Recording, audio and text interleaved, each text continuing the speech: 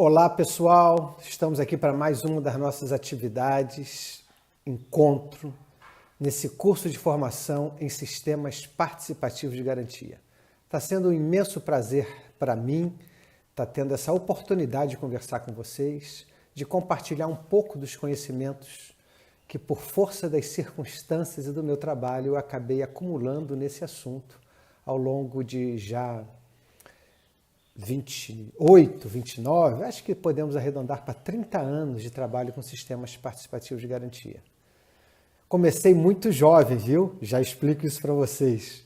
E agradeço também a generosidade de vocês em estar compartilhando essa palestra. Eu tenho visto ela ser compartilhada em inúmeras redes sociais. Agradeço e incentivo vocês a fazerem isso. Essas informações devem chegar ao maior número possível de pessoas envolvidas na agricultura orgânica, na agricultura ecológica, na agroecologia e ainda mais aqueles que estão envolvidos em sistemas participativos de garantia, seja o que a nossa legislação chama de OPAC, seja o que a nossa legislação chama de OCS. Como eu sempre faço, peço a vocês também para se inscreverem no canal, para deixar um like na apresentação, para deixar um comentário, tudo isso faz com que ela circule mais, segundo as regras desses algoritmos aí que a gente não entende, mas ouve falar. Hoje, então, nós vamos falar sobre formação em sistemas participativos de garantia, especificamente da rede Ecovida de agroecologia. Confesso a vocês que foi uma tarefa difícil preparar essa apresentação, porque a rede é muito ampla e o meu desejo é não estender muito aos 45 minutos que eu tenho me comprometido com vocês a fazer. Semana passada eu já me estendi, vou me estender um pouco mais hoje também. Espero não chegar a 1 hora de conversa, mas acredito que vai ser próximo a isso. Hoje nós vamos então falar sobre a rede Ecovida, seu histórico, seus princípios, algo do seu funcionamento e dos seus documentos. Estamos na nossa 4ª etapa e ainda faltam 2, a 5ª e a 6ª, que vão ser esses assuntos aí. Semana que vem eu vou convidar vocês a ir ao campo comigo. Campo, entenda o campo entre aspas. Infelizmente não estamos podendo fazer muito dessas ações, mas vamos fazer uma avaliação participativa, uma revisão de pares, uma visita de avaliação da conformidade juntos. Semana que vem vou tentar trazer para vocês os principais elementos que devem ser levados em consideração ao fazer uma visita como essa. E por último, daqui a 15 dias, na nossa despedida, vou falar um pouco, essa palestra última, vou conversar para vocês, vai ser algo assim, miscelâneos sobre os sistemas participativos de garantia. Tem várias coisas que eu tenho pensado que eu vou querer abordar nessa última palestra, mas aí está escrito que serão os SPGs do mundo, experiência de outros países e SPG para onde nos levam. Começando, como eu falei para vocês, a rede Ecovida de agroecologia, surgimento, conformação e funcionamento. Reitero que são aspectos do seu surgimento, da sua conformação e do seu funcionamento, o possível de fazer nesse tempo que nós temos. Aí eu coloco como histórico, muito brevemente, já abordei isso em outras etapas do nosso curso, que ela surgiu em 1998. Primeiro no estado de Santa Catarina, depois Paraná e Rio Grande do Sul se juntaram rapidamente, conformando a rede nos 3 estados do Sul. Desde sempre, a rede se organizou no que nós chamamos núcleos. Esse diagrama aí tenta representar da melhor maneira possível a rede Ecovida de agroecologia. Portanto, ela começa na família agricultora que se organiza num grupo. As famílias agricultoras organizadas no grupo já são uma rede, não é verdade? Vamos colocar que esse grupo tem 12 famílias? Bom, essas 12 famílias estão estabelecendo fluxo de informação entre elas. São células que estabelecem um fluxo. Já significa que é uma rede. Depois, essa rede, esse grupo, essa associação, às vezes é formal, uma cooperativa, às vezes é simplesmente um grupo informal, vai se juntar a outros pares no que nós chamamos núcleo. Então, esse diagrama mostra aí o grupo, sendo o grupo que são várias células, agora sendo uma célula de outra rede, que é o núcleo. Hoje vou mostrar daqui a pouco para vocês, são mais de 30 núcleos. E nesse núcleo se juntam grupos de agricultores ecologistas, eventualmente organizações não governamentais, simpatizantes ou interessados da agricultura ecológica, consumidores organizados ou não. Esses são os atores que conformam um núcleo da rede Ecovida de agroecologia. Esse núcleo, que é uma rede de redes, vai se juntar à grande rede Ecovida. Interessante, né? Essas redes se vinculam a redes, essas redes que estão dentro de redes. Não é diferente, gente, na nossa vida, porque se nós olharmos a nossa célula, agora falando do nosso corpo, ela é uma rede de funcionamento com as suas organelas, sim, interagindo e dando essa unidade de funcionamento que é a célula. A célula se organiza numa rede e forma nossos tecidos. Os tecidos se organizam numa rede e formam nossos órgãos. Os órgãos se organizam numa rede e formam nosso corpo humano. Bacana, né? Rede sobre rede. Bom, e nosso corpo humano, a gente também se organiza ou integra outras redes biológicas e sociais. A rede Ecovida tenta levar muito a sério a sua condição de rede. Ela tenta funcionar o máximo possível com as características de uma rede. Hoje nós vamos ver um pouco disso. Bom, tá claro por aí então para vocês esse diagrama de como é que funciona o funcionamento básico da rede Ecovida? Vamos avançar então, mostrar para vocês um pouco dos núcleos regionais. Aí são 29, já não são mais 29, já são 31. Eu nem atualizei. Sabe por que eu não atualizei? Porque eu atualizo hoje, amanhã está desatualizado.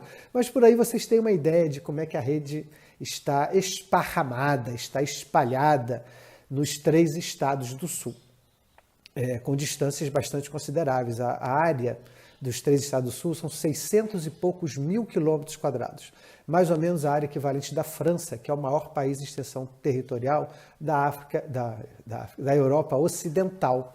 Então é um país grande os 3 estados do sul. Claro que o Brasil é tão continental que quando a gente olha no mapa do Brasil nem parece que os 3 estados do sul são tão grandes, mas são. E a rede Ecovida tem um desafio muito grande em se organizar nesses 3 estados, porque as distâncias são, como eu dizia, consideráveis. Bom, aí é um mapa, a rede Ecovida no Paraná também vai estar sempre desatualizada. É viva, né? É uma rede viva. Então, nisso de ser uma rede viva, tem sempre algo que está sendo feito agora e que ainda não foi sistematizado, não foi plasmado no papel. Mas aí está um visual dos municípios no estado do Paraná, aí um visual dos municípios no estado de Santa Catarina. Repito, com certeza um mapa feito agora seria mais verde do que esse. Esse mapa foi feito em 2017. E aí o Rio Grande do Sul. Quase todos esses municípios têm grupos, todos eles têm famílias, quase todos têm grupos que integram a rede Ecovida de Agroecologia e muitos, a grande maioria deles tem também feiras de produtos agroecológicos conformados por membros da rede Ecovida de Agroecologia. E aí a síntese dos 3 estados do Sul, se a gente somar o número de municípios que está nesse mapa, nós vamos chegar a 353, se eu acertei na conta. Então, 353 municípios dos 3 estados do Sul em 2017. Não seria difícil hoje nós estarmos na casa dos 400 municípios na rede Ecovida. Queria falar para vocês agora um pouco dos princípios da rede Ecovida. Esses princípios estão escritos no nosso caderno de formação, o qual eu já mencionei aqui em outra das nossas etapas desse curso. O caderno de formação da rede Ecovida foi feito em 2001 e interessante a gente ver que esses princípios aqui são princípios da rede. Daqui a pouco eu vou lembrar para vocês o que a gente já viu, que são os princípios do sistema de certificação participativa da rede. Mas aqui nós estamos falando em princípios da rede. Vou ler rápido, não vou me ater a cada um, até porque são princípios com qual vocês, no trabalho que vocês desenvolvem nos diferentes locais pelo Brasil afora, também,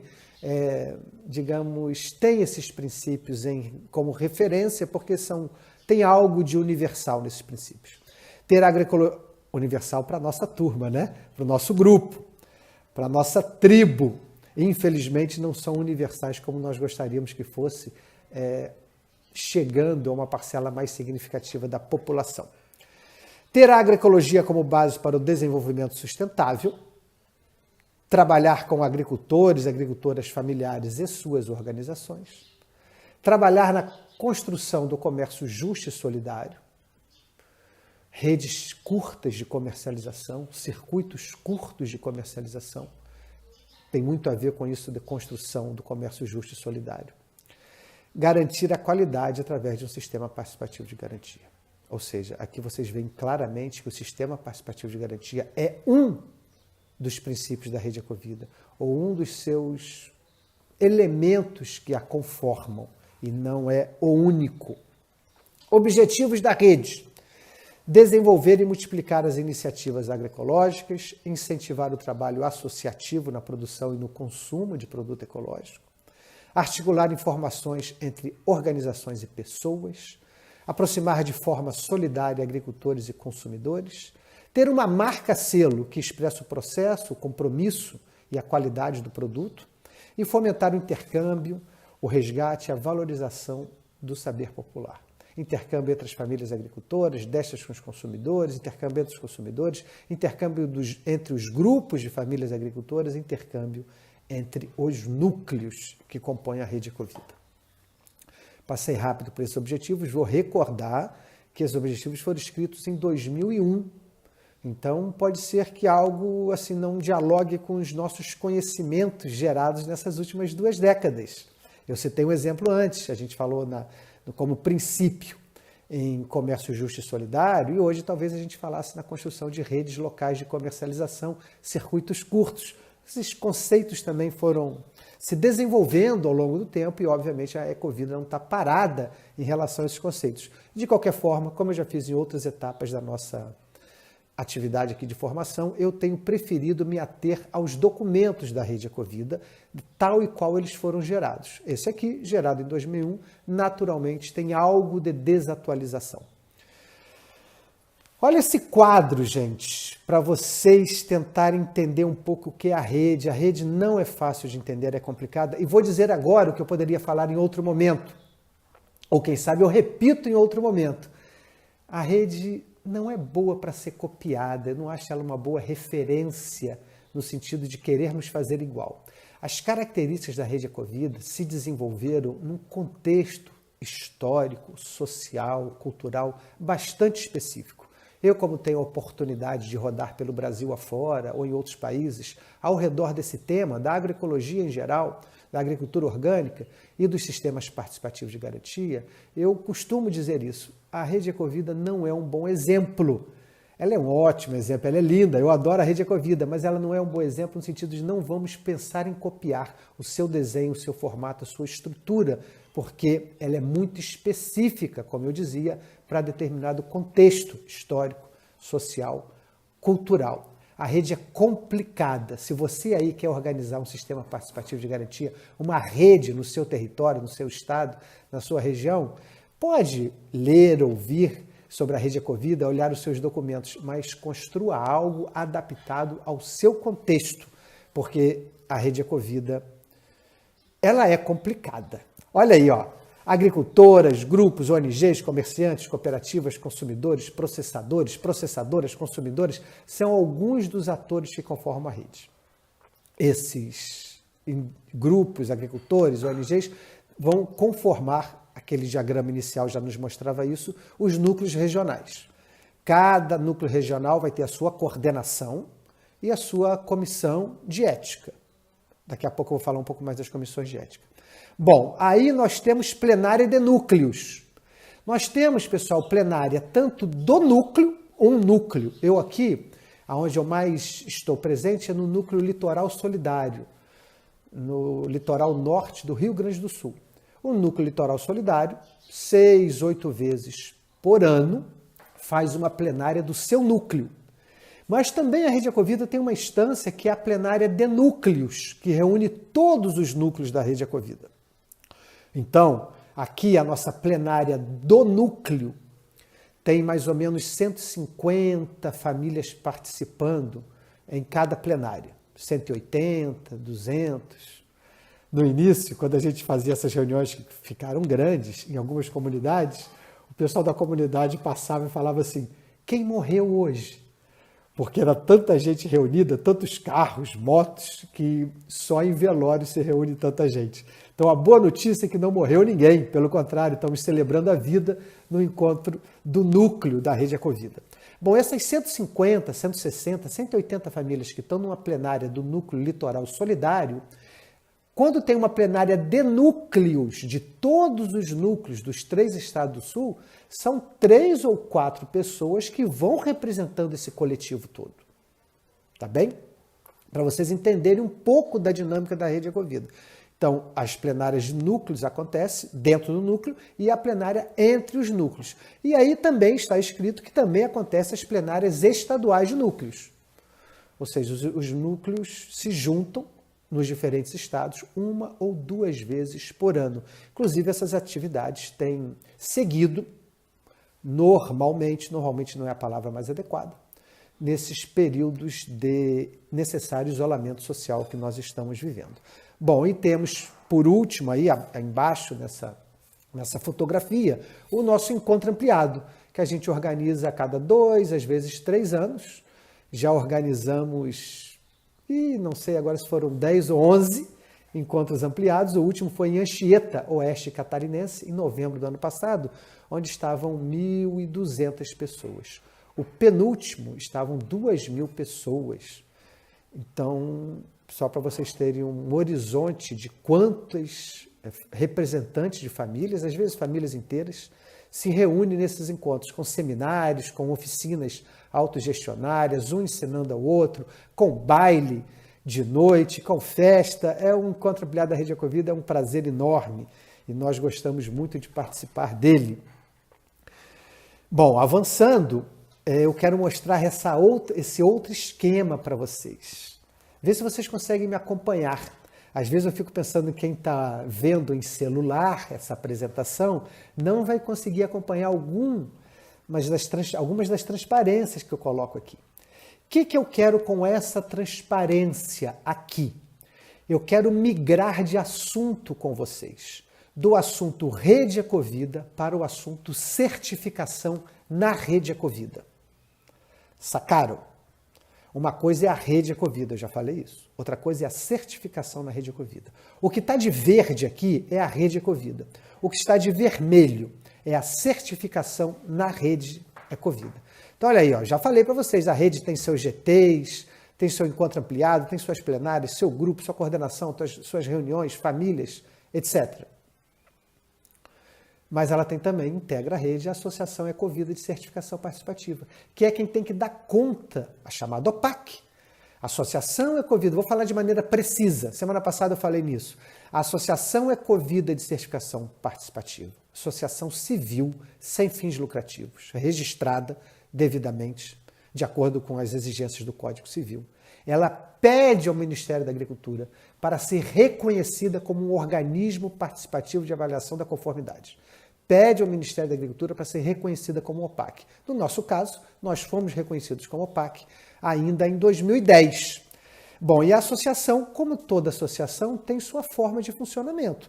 Tem sua Assembleia Geral, tem seu Conselho Fiscal, tem a sua coordenação. Isso é característica de uma associação. No caso de uma OPAC, nós temos que ter algo mais. Então, nós temos comissões de avaliação, conselho de recursos, que são exigências da lei, e temos uma comissão técnica, que não é uma exigência da lei. Das comissões de avaliação, emergem os comitês de verificação. Daqui a pouco eu vou falar isso para vocês. Comissões de avaliação ou de ética. Daqui a pouco eu menciono. Então, me faço entender com esse quadro?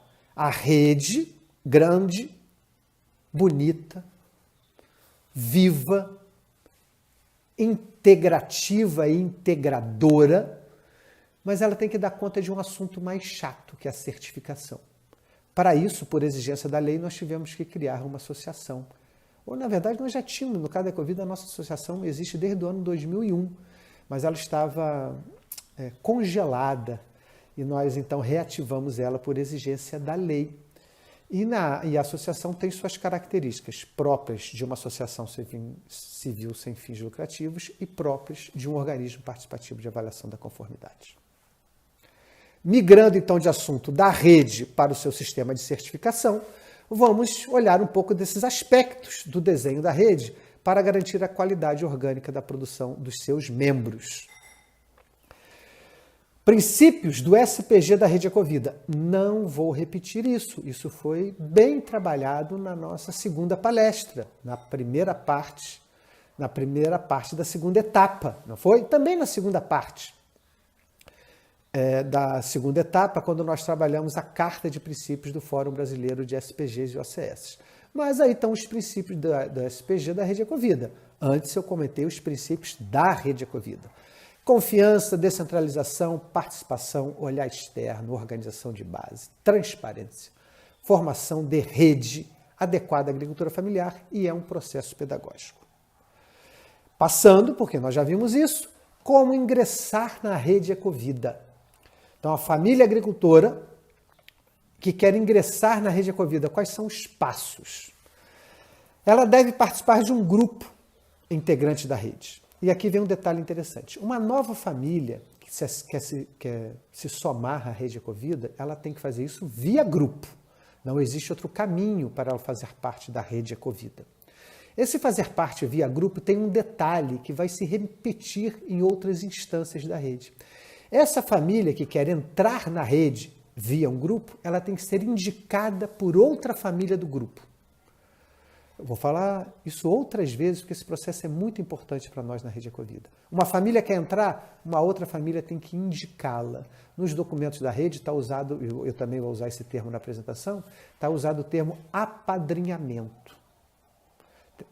Não sei se eu gosto desse termo, mas é o que a gente usa. Temos que uma família apadrinha a outra. Essa indicação, esse apadrinhamento, significa o seguinte: conheço essa família, eles fazem um trabalho sério, eles são sérios, estou trazendo aqui, estou indicando eles para participar do nosso grupo. Ou seja, exige uma dose de corresponsabilização por parte do trabalho desta nova família, feito por esta família que está indicando a nova família. Esse processo de indicação para nós é bastante importante. Bom, uma vez indicada e aceita pelo grupo, o grupo irá visitá-la, ou o grupo como um todo, ou a sua comissão de ética do grupo, que daqui a pouco eu vou falar como é que a gente conforma a comissão de ética. Então, alguns elementos do grupo, comissão de ética, ou o grupo como um todo, vai visitar. Vai contar como é que funciona a rede, vai falar de alguns detalhes, vão se conhecer. Bom, uma vez aceita essa nova família, esse registro deve ser feito num livro do grupo, que a gente costuma chamar livro-ata. Mas livro-ata não com aquela formalidade de uma ata que tem que ser feita daquela maneira, como nós aprendemos desde sempre. Não, pode ser simplesmente uma comunicação escrita ali da maneira mais simples que o grupo achar conveniente. Bom, se for essa família que estiver entrando na rede já for certificada, porque isso acontece, ou por uma OCS, ou por uma OPAC, ou por um organismo de certificação, por uma certificadora terceira parte, em qualquer uma dessas situações, ela já tem o certificado. Mas para entrar na rede, ela tem que entender um pouco a rede. Então, existe uma exigência de 6 meses de transição. Transição aqui, nós não estamos falando exatamente da transição produtiva, porque ela já tem certificado. E a gente acredita no trabalho que ela traz junto com ela desse outro espaço de certificação no qual ela atuava, ou pelo qual ela era certificada. Nós não desconfiamos disso, em hipótese alguma. Mas a rede entende que essa família, já orgânica, certificada, ela tem que entender um pouco a rede Ecovida para ser parte da rede. Então, existem 6 meses de transição, repito, não da unidade produtiva, mas do comportamento, da mente da pessoa. Ela tem que entender aonde que ela está chegando. Então, é uma transição comportamental, se assim nós podemos dizer. Seguindo, agora, e um novo grupo? Eu antes comentei como é que uma nova família entra na rede. E quando é um novo grupo que quer entrar na rede? Uma determinada comunidade, tem lá 6, 8, 10 famílias interessadas em desenvolver ou estão desenvolvendo a agroecologia e querem ser parte da rede Ecovida. O que elas devem fazer? Da mesma forma que uma família, esse grupo deve ser endossado por um grupo indicador, um grupo padrinho, certo? Vai indicar para quem? Para o núcleo. Uma família indica outra família para fazer parte do grupo. Um grupo indica outro grupo para fazer parte do núcleo. E eu posso adiantar para vocês, apesar disso não estar aqui na minha apresentação de hoje, que um núcleo indica outro núcleo para fazer parte da rede. Uma família indica outra família. Um grupo indica outro grupo ao núcleo. Um núcleo indica outro núcleo à rede. na sua plenária estadual de núcleos e no encontro ampliado. Isso é uma forma, como eu comentei antes já em relação às famílias, de dividir responsabilidades. Formar um novo núcleo precisa de um núcleo padrinho, de um núcleo que indique, que acompanhe, que passe todas as informações necessárias. É bonito isso, não é? Olha só, famílias indicam famílias, grupos indicam grupos, núcleos indicam núcleos. Com isso a rede vai se espraiando. Vocês lembram da micorriza? A micorriza que infecta uma raiz de milho e faz com que essa raiz cresça, vá crescendo para lá e para cá. Aumenta a capacidade de absorção de nutrientes dessas raízes de milho, deixa o milho mais vigoroso. Então a rede Ecovida, se vocês me permitem falar assim, ela também tem esse crescimento micorrízico. Ela tem uma dinâmica de integração de novos associados micorrízicas. Pelo menos eu gosto de pensar assim.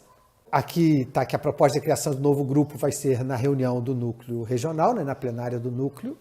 E, como eu já comentei, a função do grupo padrinho é acompanhar o processo da criação, apresentar o núcleo regional e se responsabilizar por parte das ações desse grupo novo. Bom, aqui também nós sempre mencionamos, está nos nossos documentos, que um grupo nós consideramos um mínimo de 3 famílias. Bem pequenininho, né, gente? 3 famílias para constituir um grupo. Não queremos, assim, dificultar a entrada de ninguém na rede, mas julgamos que 3 é o número mínimo para a gente poder denominá-lo como um grupo e ele, então, buscar o seu ingresso na rede Ecovida. Bom, já falamos sobre a admissão da nova família, já falamos da admissão de novos grupos, mencionei rapidamente que os novos núcleos também têm que ser apadrinhados por outros núcleos, mas não quero entrar nos detalhes da criação de um novo núcleo. E agora eu quero passar com vocês os documentos da rede Ecovida. Pessoal, seria uma conversa à parte falar de detalhes de todos esses documentos. Não posso. Já mencionei que vocês encontram esses documentos na página web do Centro Ecológico, a organização que eu coordeno, centroecológico.org.br. Lá tem um bannerzinho, certifica Sistema Participativo de Garantia, que tem essas e outras informações. Mas eu vou praticamente ler e fazer breves comentários sobre cada um desses documentos. Estatuto da Associação Ecovida de Certificação Participativa. Documento 1. Estatuto, eu mencionei quando eu falei da nossa legislação semana passada, o estatuto mais simples possível. Não compliquemos a nossa vida colocando muita coisa no estatuto. Manual de Procedimentos Operacionais e Regimento Interno da Associação. Documento 2. Nosso Manual de Procedimentos Operacionais. Ali nesse Manual de Procedimento é onde está como que nós funcionamos. É um documento que foi usado por muitos de vocês que estão nos ouvindo, por muitas OPACs pelo Brasil afora, como uma referência para construir seus manuais de procedimentos. Tudo bem, mas é muito importante que o manual de procedimento seja amplamente discutido com as famílias agricultoras, para que ele seja o mais próximo possível das suas realidades. Bom, além do manual de procedimento e regimento interno, no caso da Rede Ecovida, atualmente é apenas um documento, nós temos a nossa norma técnica, o que é orgânico e o que não é. A Rede Ecovida está habilitada a emitir certificado para 4 diferentes escopos: produção vegetal, produção animal, processamento e insumo. Então, nós temos normas técnicas para cada um desses escopos. Depois tem outro documento, é o termo de adesão, compromisso e responsabilidade da família com a Associação Ecovida de Certificação Participativa. É o documento 4. Documento 5, modelo de plano de manejo, certo? Tanto no que diz respeito à unidade de produção quanto ao processamento, dependendo do caso. Documento 6, um modelinho de caderno de campo. Tão difícil, né, esse negócio de caderno de campo, as famílias agricultoras realmente preencherem diariamente, semanalmente, as suas atividades no caderno de campo, mas é uma exigência da legislação. Nós temos um outro documento, que é o roteiro de visita. É um documento que nos ajuda, semana que vem nós vamos trabalhar, esse sim nós vamos trabalhar com calma semana que vem. É o documento que nos ajuda a fazer uma boa visita de verificação da conformidade. Esse é o nosso documento 7. Documento 8 é o mesmo roteiro de visita, mas nesse caso para processamento. O documento 9 é o termo de aprovação. Ocorreu a visita, foi aprovado, ou no próprio dia da visita, ou posteriormente na reunião da plenária do núcleo, tem que ter um documento que é preenchido, documento de aprovação ou de renovação da conformidade orgânica. 10. As orientações para a elaboração do manual de uma agroindústria. Porque uma agroindústria tem que ter um manual de boas práticas. E a gente, então, tem um documento que orienta como que a agroindústria pode elaborar esse manual de procedimentos operacional para o seu bom funcionamento. A Ecovida tem já 10 anos trabalhando com certificação, a gente, ao longo dos anos, foi desenvolvendo esses materiais para melhor desenvolver o nosso trabalho, para melhor realizar o nosso trabalho. Declaração de transação comercial é um documento necessário em algumas situações de comercialização, nosso documento 11. 12 é o nosso certificado. 13, orientações para remessa de documentos eletrônicos e depósitos financeiros. A Rede Ecovida tem isso porque nós temos um software.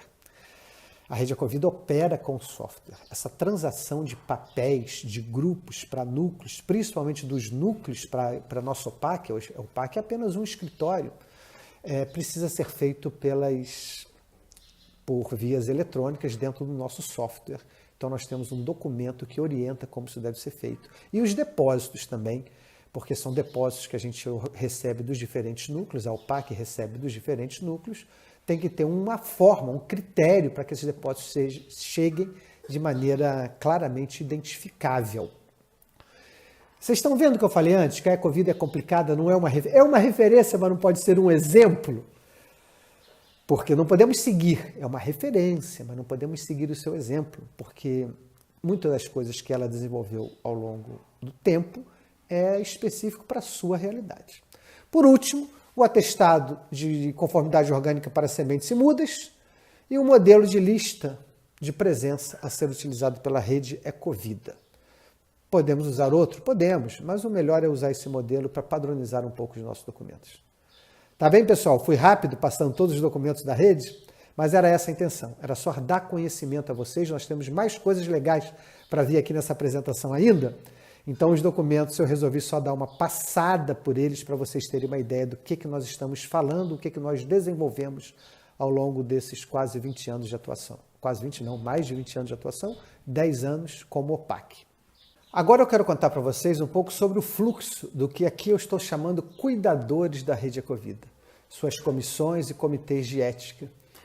Sabe que esse termo comissão de ética surgiu, olha como eu sou antigo, surgiu em março de 1990, em uma reunião no município de Ipê, hoje reconhecido pela Câmara Federal como Capital Nacional da Agroecologia. Eu morei no município de Ipê, no Centro de Agricultura Ecológica, durante 12 anos. 3 dos meus filhos nasceram lá. Tá, eu sei que isso não interessa a vocês, mas lá nessa reunião, em março de 90, nós tínhamos participado de 3 edições da feira, já mencionada nesse curso, na Feira dos Agricultores Ecologistas, da Cooperativa Ecológica Colmeia. E essa reunião era um pouco uma reunião para nós definirmos quem participaria do grupo de agricultores que poderia levar produtos para a feira e como que nós iríamos garantir a qualidade orgânica, ecológica, como nós chamávamos desses produtos. Então essa reunião foi junto com as famílias agricultoras, tá? E agora, como é que nós vamos garantir que o produto que a gente leva para a feira é ecológico? E aí o Volmir Furlim, meu compadre Volmir Furlim, ele teve uma ideia. Nós deveríamos constituir uma comissão de ética. Num dos livros que eu escrevi, chamado Vozes da Agricultura Ecológica, o primeiro, Voz da Agricultura Ecológica, o terceiro capítulo, ou o segundo, não, o terceiro capítulo é o Volmir Furlim. E lá ele conta essa história. O Volmir conta que nessa época ele estava estudando filosofia. E estava estudando um filósofo conhecido da teologia da libertação, chamado Henrique Dussel. E Dussel trabalha muito a ética e Volmir estava estudando a ética nesse momento. E ele então trouxe a ideia de constituir comissões de ética, uma comissão de ética naquele grupo, que iria garantir a qualidade ecológica da produção das famílias daquele grupo. Estou dizendo isso para vocês porque essas comissões de ética estão espalhadas pelo Brasil afora, porque depois, quando a Rede Ecovida foi se desenhando, ela se constituiu em 1998, mas ela se desenhou anos antes, quando ela foi se desenhando esse modelo, que originalmente então é da AÉSIA, Associação dos Agricultores Ecologistas de Ipê e Antônio Prado, que tinha sua comissão de ética eleita. Esse modelo, que originalmente é da AÉSIA, foi se espalhando para outros grupos. E quando a Rede Ecovida se constituiu, internalizou essa ideia de que cada grupo deveria ter uma comissão de ética. Gostaram dessa história? Eu adoro essa história. Bom, vamos falar um pouco sobre isso agora. Olha esse desenho, esse diagrama aí. O fluxo dos cuidadores da rede. Em azul, vocês estão vendo os grupos. Grupo de 6, 8, 10, 12, 15 famílias. Cada um desses grupos tem uma comissão de ética do grupo. A comissão de ética do grupo normalmente é formada por 2 ou 3 famílias. Essa comissão de ética do grupo conforma a comissão de ética do núcleo. Então, em um núcleo que tenha 20 grupos, a comissão de ética do núcleo vai ter entre 40 e 60 integrantes, porque cada grupo vai indicar de 2 a 3 pessoas. Se tem 20, serão de 40 a 60 integrantes na comissão de ética do núcleo. A legislação chama essa comissão de ética do núcleo de comissão de avaliação. Nós identificamos na legislação a nossa comissão de ética do núcleo como a comissão de avaliação. Essa comissão de avaliação, nesse exemplo que eu dei para vocês, de um grupo que tem 20 famílias, e, portanto, essa comissão de ética do núcleo vai ter entre 40 e 60 pessoas, ela tem que dar conta de visitar esses 20 grupos, correto? À medida que esses grupos vão requerendo essa visita, vou falar isso daqui a pouco, vão requerendo essa visita tem que ser feita. Quem que faz a visita? Essas 40 pessoas, essas 60 pessoas, não. Um comitê de ética. Comissão de ética do grupo, conforme a comissão de ética do núcleo, e a comissão de ética do núcleo delibera quantos comitês de ética forem necessários para poder efetuar as visitas. Esse comitê de ética nós também poderíamos chamar de comitê de verificação. São 3 famílias, no nosso caso, que vão visitar em nome de quem? Ora, em nome da comissão de avaliação do núcleo, da comissão de ética do núcleo de avaliação, que são representantes da comissão de ética do grupo. Então, essas 3 pessoas do comitê de ética ou do comitê de verificação que vão fazer a visita estão, de fato, representando um coletivo muito maior. Em última análise, estão representando toda a rede Ecovida de agroecologia. Eu poderia dizer mais. Em última análise, estão representando toda a sociedade. Por quê? Porque estão indo lá para fazer com que a lei se cumpra. E a lei é um ato que regula as atividades sociais. Então, essas 3 pessoas do comitê de ética ou comitê de verificação que estão indo lá fazer a visita são representantes da sociedade, de 7 bilhões de pessoas que estão indo ali atestar ou não a qualidade orgânica do trabalho desenvolvido por aquela família. Gostaram do meu fluxo de cuidadores da rede? Eu gostei. Fiz só para essa atividade de formação, hein? Inédita. Vamos seguir? Como ser certificado pela rede Ecovida. Passo a passo. Ser membro da rede Ecovida de agroecologia, através de um dos grupos, nós já falamos isso, ou um grupo novo, ou integrando um grupo. O grupo novo vai ter que ser apadrinhado por um outro grupo, o que significa certo grau de responsabilização. Esta aceitação de um novo membro de um grupo vai ser registrada no livro ata do grupo, e de um novo grupo no núcleo, no livro ata do núcleo. E a família agricultora, que vai ser certificada pela rede, ela tem que se declarar conhecedor do estatuto, manual de procedimento, normas técnicas e demais documentos da rede. Vocês podem estar falando assim, mas o Laércio já falou que tem que ser membro da rede por um grupo, já falou como é que se forma um grupo. Sabe a diferença? Quando eu falei lá atrás, é como ser parte da rede. Agora eu estou falando como ser certificado pela rede, que são 2 coisas diferentes. Não é todo mundo que é membro da rede que é certificado pela rede. Para ser certificado pela rede, primeiro tem que querer ser certificado e segundo tem que passar pelo processo de avaliação da conformidade.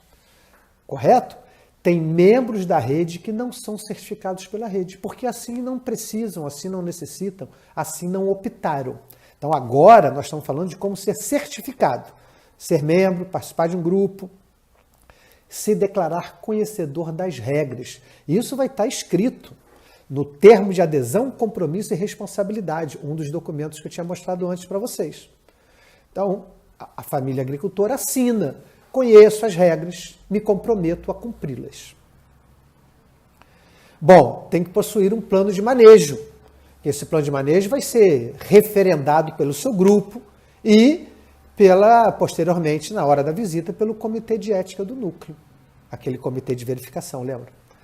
Bom, vai ter que passar, nesse momento, vai estar passando por um processo de verificação de conformidade. Como é que ela se dá? Em 2 momentos. Pelos seus pares, falamos isso quando falamos da legislação, o grupo se visita, ou todos visitam todos, ou a comissão de ética do grupo visita todas as famílias, mas todas têm que ser visitadas. Quando esse grupo requerer a certificação, ele vai estar requerendo a certificação do grupo. Ele pode até avisar, viu, pessoal? Ele pode até avisar, olha, nós somos 12 famílias, queremos certificação só para 10. Por quê? Porque na revisão de pares, essas 2 não passaram. Cometeram alguma não conformidade que impede de pedir a certificação. É o próprio grupo que tem que falar isso. O grupo não pode fingir que não viu, ou o grupo não pode anunciar esse problema. O grupo tem que anunciar essa situação. Para quem? Para o núcleo. Então pede, olha, nós queremos visita só para 10, porque 2 não passaram pelo nosso processo de revisão de pares. Bastante importante isso. Temos que estar atento a essa necessidade de ser bastante fidedignos na hora de pedir a avaliação de conformidade para o nosso grupo. É para todos os membros do grupo ou é para uma parte dos membros do grupo? Bom, o grupo pediu essa avaliação da conformidade. O que significa? Pediu o olhar externo, pediu a visita do comitê de ética, de um daqueles comitês de ética que vão ser formados pela comissão de ética do núcleo. E aí vai ser atestado, vai ter que verificar também a documentação sanitária e fiscal. Isso é outra coisa importante. Coisa importante em cima de coisa importante, né? Por isso que eu não consigo ficar nesse dia de hoje apenas nos nossos 45 minutos. Sabe por que é importante? Ao longo desses meus anos trabalhando com esse tema, encontro muito essa dúvida. Muitas famílias agricultoras, técnicos e técnicas, confundem a certificação orgânica com a regularização sanitária e fiscal. Então, batalha para formar uma OPAC, para estar certificado, fala assim, agora eu vou poder emitir nota. Nada a ver, nada a ver. Agora que nós temos uma OPAC, eu vou poder processar o meu suco ou a minha carne. Nada a ver. Como dizia aquele filósofo, poeta, uma coisa é uma coisa, outra coisa é outra coisa. Então, uma coisa é a certificação orgânica, uma outra coisa é a regularização sanitária, outro tema é a regularização fiscal. Não está tudo no mesmo pacote. Não é fácil ser agricultor familiar, né? Ter que atender a todas essas exigências da nossa legislação. Bom, por último, nessas etapas de ser certificado pela Rede Ecovida, estar em dia com as anuidades e contribuições financeiras. Tá bem? Essas são as etapas para ser certificado pela Rede Ecovida de Agroecologia. Agora, o resumo do que eu falei. Certificação na rede. Tem que fazer parte de um grupo. O grupo tem que ser parte da rede através do seu núcleo regional. A família tem que preencher a documentação, que eu já mostrei para vocês qual é. Tem que passar pelo período de transição. E aqui no período de transição, tem 2 períodos de transição. Tem um período de transição produtivo, mais ou menos 12 meses, a legislação fala em 12 a 18 meses, depende do caso. A OPAC pode estabelecer prazos para situações específicas, mas tem que passar por essa transição produtiva. E aqui entra todo aquele assunto que eu não vou trabalhar nesse curso, que é o do pode e não pode. A gente já falou das normas, tanto semana passada quando eu falei da legislação brasileira, quanto hoje, brevemente, quando eu falei das normas de produção orgânica da Rede Ecovida. As normas é o famoso pode ou não pode.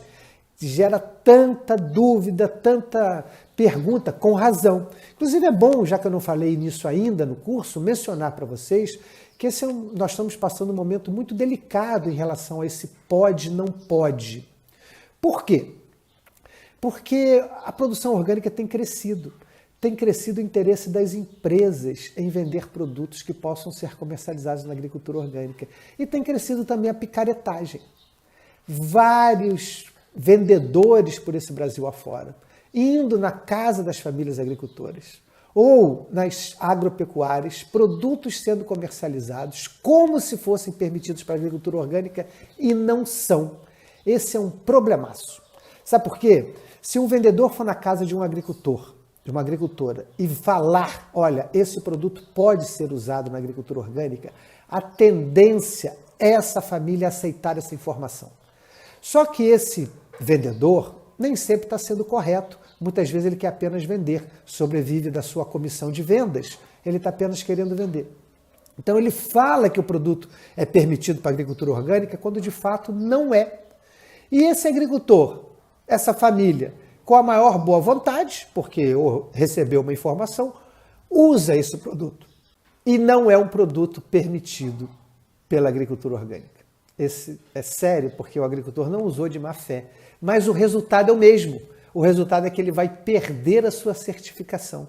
Dependendo da gravidade do que ele fez, e eu já vi isso acontecer, casos graves, sem má fé, onde o agricultor tem que outra vez passar pelo seu processo de transição. Olha que coisa chata, né? O agricultor sendo enganado por um vendedor e tendo que passar por um processo de transição de 12 meses, fruto desse engano. Eu já vi Roundup ser vendido em vidros pequenininhos e o agricultor aceitou a informação que era tarja verde e que poderia ser usado na agricultura orgânica. Bastante sério, né? Quem está me ouvindo pode falar assim, mas como é que o agricultor caiu nessa? Caiu na lábia do vendedor. Usou e depois viu o equívoco que tinha feito. Foi falar para o seu grupo, para o seu núcleo, porque ele não queria enganar ninguém e acabou perdendo a certificação, que acaba sendo um processo bastante traumático. Depois desse tempo de transição, como a gente viu, o grupo faz a solicitação do núcleo, quando sentir-se pronto para isso, quando sentir que a sua produção é orgânica, ele vai ser visitado pelo comitê de ética do núcleo, que é aquele comitê pequeno que emerge da comissão de avaliação, e vai receber a aprovação ou a reprovação. Se a não conformidade for grave, ele vai receber uma reprovação. Se a não conformidade for passível de ser resolvida em curto espaço de tempo e não tiver poder de contaminação do produto, pode então ser uma não conformidade leve, vai ter que ter um plano para resolver aquela não conformidade, mas ele pode resolver o certificado. Esse assunto do anúncio da não conformidade é um assunto bastante delicado. É tão delicado que eu achei por bem colocar aqui 4 slides, nós já estamos caminhando para o final da nossa apresentação, 4 slides sobre esse assunto, anúncio da não conformidade. Porque a revisão de pares, vocês estão vendo escrito aí, é o cerne, já mencionei isso durante essa etapa de formação mais de uma vez, é o cerne da certificação participativa. Bom, se a revisão de pares é o cerne, as consequências dessa revisão também são esse cerne, ou seja, a aprovação ou a não aprovação dessa família. A não aprovação dessa família é porque ela foi pega em alguma não conformidade grave, tanto do ponto de vista produtivo ou, eventualmente, do ponto de vista da sua relação com o grupo. Bom, sendo esse momento um momento tão crucial, nós temos que saber lidar com ele, sob risco de colocar o sistema em ameaça. As famílias agricultoras têm que se sentir fortalecidas e capazes de anunciar problemas que enfrentem. Agora, as não conformidades podem ser percebidas de diferentes maneiras. Pode ser que uma família perceba a não conformidade de outra família em alguma situação ocasional. Nesse caso, ela deve comunicar ao coordenador do grupo. Olha, eu soube, eu vi, eu desconfio. Mesmo as desconfianças podem ser verbalizadas. Não é pecado verbalizar uma desconfiança de coração aberto, feito de forma amorosa, de forma tranquila. Aliás, esse detalhe de que as verificações da conformidade no sistema participativo de garantia devem ser feitas de forma amorosa, eu quero voltar nisso semana que vem, porque é um elemento bastante importante nas nossas visitas de avaliação da conformidade dos nossos comitês de ética.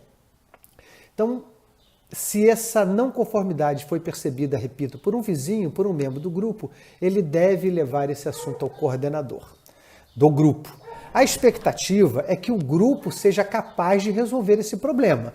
Ir lá e falar para aquela pessoa, olha, é verdade que você fez, ou soubemos que você fez, ou nós vimos você fazendo e, portanto, você vai estar fora da próxima visita de avaliação da conformidade do Comitê de Ética do Núcleo, porque nós não podemos comprometer o nosso trabalho em função dessa ação que você teve. Estou sendo claro? O grupo, vou voltar ao meu exemplo de sempre, o grupo tem 12 famílias. Uma família observou que a outra está cometendo uma não conformidade grave. Essa família que observou comunica isso ao coordenador do grupo. O coordenador do grupo, em reunião, fala, olha, ou pode não ser em reunião, depende de cada situação, comunica a essa família que ela não poderá passar pelo processo de avaliação de conformidade do núcleo sob pena de comprometer o trabalho do grupo. Caso essa família tenha uma boa explicação para aquela atitude, ela foi feita de uma maneira específica em determinada situação, ou inclusive não aconteceu, era um rumor que não se não ocorreu de verdade, esse problema pode ser dirimido ali mesmo no grupo. O grupo vai definir se aquela não conformidade, aquela notícia de não conformidade que chegou é séria o suficiente para afastar aquele membro da próxima visita do comitê de verificação, do comitê de ética do núcleo, ou não. Existem situações que o grupo não consegue resolver. Não vou aqui dar detalhes, mas existem situações que o grupo não dá conta de resolver. Nesse caso, ele deve pedir ajuda ao núcleo. Ele pode ir à coordenação do núcleo, todo núcleo tem uma coordenação, e falar, olha, estou com um problema no meu grupo. Eu tenho essa denúncia ou eu tenho esse fato e eu não estou sabendo como resolver. Natural que isso assim seja. Vamos imaginar a rede, gente, todo mundo no mesmo nível, as famílias, os grupos, uns todos na horizontalidade. Lembra do princípio da horizontalidade? Tudo horizontal. Pode ser que por determinada situação essas famílias aqui não se sintam confortáveis para resolver esse problema. Pede ajuda a outro grupo, pede ajuda ao núcleo, que vai designar uma comissão específica para ir lá resolver esse problema. Isso acontece com relativa, não vou dizer frequência, mas aconteceu algumas vezes já na rede Ecovida de Agroecologia. Inclusive, acontece de núcleos estarem com problema que não conseguem resolver. Pede ajuda a outro núcleo. Porque não tem um chefe para pedir ajuda. Não é piramidal a estrutura, ela é horizontal. Então você pede ajuda a quem? Aos seus pares. A família pede ajuda para outra família, o grupo para outro grupo, o núcleo para outro núcleo. E assim nós vamos funcionando dessa maneira. Eu falei antes, né? Micorrízica. Bacana, né? Bom, não pode acontecer é do grupo ser omisso. Pode acontecer do grupo pedir ajuda ao núcleo, mas não pode fingir que não viu. No caso dele ser omisso, a responsabilização vai cair sobre o grupo. Meu exemplo do grupo de 12. Comentei antes com vocês que ele pediu visita para 10 e não para os 12, porque ele viu não conformidades graves nos 12. Se dentre esses 10 tiver um com não conformidade grave, é possível que esse grupo seja todo suspenso, dependendo da percepção do comitê de ética. Se o comitê de ética entender que o grupo não fez o trabalho bem feito, que o grupo foi omisso em resolver uma situação a qual ele já conhecia, ele vai ser responsabilizado. É bastante importante para nós que essa responsabilização é do sistema, né, pessoal? Que essa responsabilização seja solidária. Então, esse grupo que pediu visita para 10, e nesses 10 que a visita vai ser feita por amostragem. Desculpem toda hora eu falar nisso de novo. Toda hora eu falo nisso, mas vou repetir que semana que vem nós vamos ver isso com um pouquinho mais detalhes. Mas a visita vai ser feita por amostragem. Nesse grupo de 10, 3 ou 4 vão ser visitados. Ora, se nesses 3 ou 4 se pega algum problema, quando você pega um problema na amostra, todo o lote está contaminado. Não é assim? Então, nesse caso, funciona da mesma forma. Se eu pego uma não conformidade grave em uma das famílias, que eram a amostra do grupo, significa que todo o grupo está com problema e todo o grupo possivelmente vai sofrer as sanções relativas a essa não conformidade. É meio chato? É. Mas é fundamental que assim seja para o sistema funcionar. A responsabilidade solidária, a responsabilização solidária é corpo, assim, é coração, melhor dizendo, esqueleto do sistema. Como eu sempre digo, é cerne do sistema. Então, precisamos que seja assim, um assumindo responsabilidade pelo que o outro faz, do que faz de positivo, mas também do que faz de negativo. E, por último, se a família não mostrar interesse em resolver o problema, bom, obviamente ela vai ser convidada a se retirar desse grupo, vai ser retirada do núcleo e vai ter seu nome retirado do Cadastro Nacional de Produtores Orgânicos. Tudo isso feito. Não, tem mais coisa que tem que ser feita que eu não contei hoje, que eu vou terminar na semana que vem, mas aí a pessoa ganha o seu certificado. Olha que coisa linda! Certificado da Ecovida. Nesse caso, assinado pelo Marcelo Nunes Vieira, do Núcleo Litoral Solidário, certificado pelo coordenador da Comissão de Ética desse núcleo, porque são hoje mais de 4.000 certificados pela Rede Ecovida. Esses certificados são assinados pelo coordenador da Comissão de Ética de cada núcleo. Não é a OPAC como tal, não é o coordenador do OPAC, o secretário do OPAC que assina os certificados. Essa responsabilização é solidária também aqui, e essa assinatura é feita, então, pelos representantes, né, de cada núcleo, nesse caso, os coordenadores da Comissão de Ética do núcleo. Aí está o reverso do certificado, onde tem que vir descritas todas as culturas que aquela família trabalha. É bom que a descrição seja a mais específica possível. Isso é o que o Ministério da Agricultura nos pede. Então, a gente tem que fazer essa descrição bastante específica. Aí estão nossos selos, estamos terminando. Segura a onda aí, já estamos terminando. Esses são nossos selos para os rótulos. A Produto Ecológico, certificação participativa da Rede Ecovida. Sempre tenho dito para vocês, né, que aqui no Sul, há muitos anos, a gente sempre privilegiou a palavra agricultura ecológica, produto ecológico, ainda que, obviamente, o termo agroecologia venha conquistando mentes, corações e espaços já há mais de 20 anos. Mas ainda assim o termo ecológico é muito utilizado. E o nosso selo do CISORG, né, Produto Orgânico, Brasil, nesse caso, Sistema Participativo de Garantia. Isso é para ser usado em produtos e essa é a logomarca da rede para ser usada em materiais de divulgação. Banners, às vezes é usado em folhetos, em materiais que nós desenvolvemos ao longo desses anos. Era isso por hoje.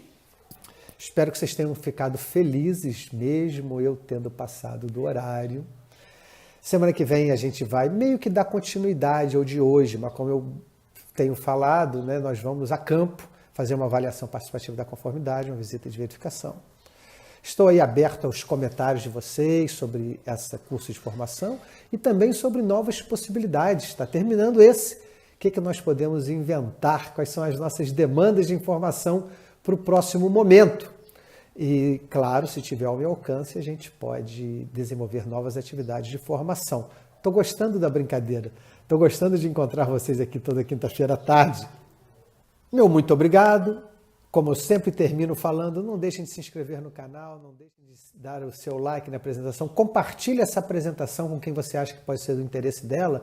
Vamos fazer ela circular para que mais pessoas possam ter acesso a essas informações, tá bem?